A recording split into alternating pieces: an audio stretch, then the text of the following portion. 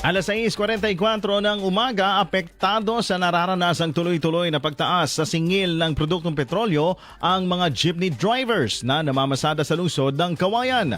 Sa panayam ng IFM News Team kay Ginoong Jaime Inocencio Jr., isa sa mga jeepney drivers na namamasada mula lungsod ng Kawayan hanggang bayan ng Rojas, mas lumiit pa ang kanilang kinikita sa araw-araw na pamamasada ngayon. Aniya halos nasa 300 hanggang 400 lamang ang naiuwi nito sa kanyang pamilya dahil sa 1,000 piso na kinikita sa pamamasada. 600 hanggang 700 piso naman dito ay napupunta sa krudo.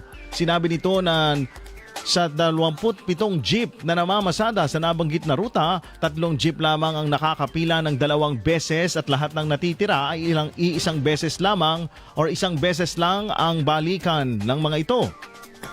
Medyo mahirap ngayon kasi tumaas ang pool namin. Kasi hindi na makaya yung kinikita namin kasi mapunta doon, ma'am. Ay, ma'am, ngayon, tumaas ang pool natin. Ay, maka 1,000 kami sa one way. Ang crudo namin doon na 600 to 700. Yun, 300 lang, ma'am, back and forth.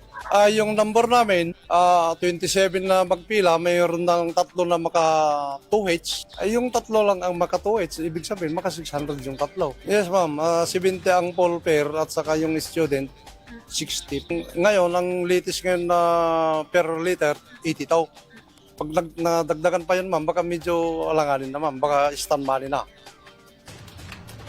Samantala, magkakaroon naman umano ng meeting ang mga jeepney drivers sa darating na linggo at isa sa kanilang imumungkahi ay ang dagdag pasahe.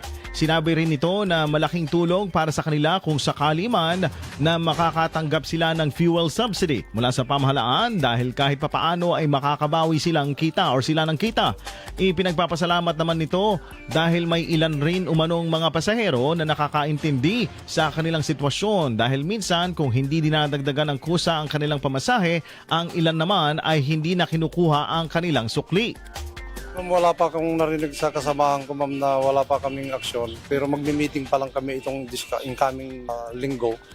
Saka na lang kami mag-request mga driver. Ay kung makatanggap, ma'am, di malaking bagay sa amin yan. Instead na gagastusan namin, di libre niyan, maka-recover kami kundi. Ang request ko lang para sa akin lang, ma'am, dapat yung per liter ng gasolina ngayon, parehas lang, itaas din yung pamasahe para balance lang, ma'am. Parehas. Hindi kami nagtaas kung yung iba naman na pasahero dyan, dinadagdagan pa nila. Yun ang kagaganda na sa pasahero namin. Kahit hindi nagtaas, yung iba kung minsan, hindi na kinukuha ng sukli.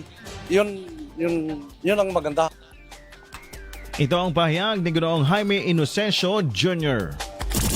IFM News.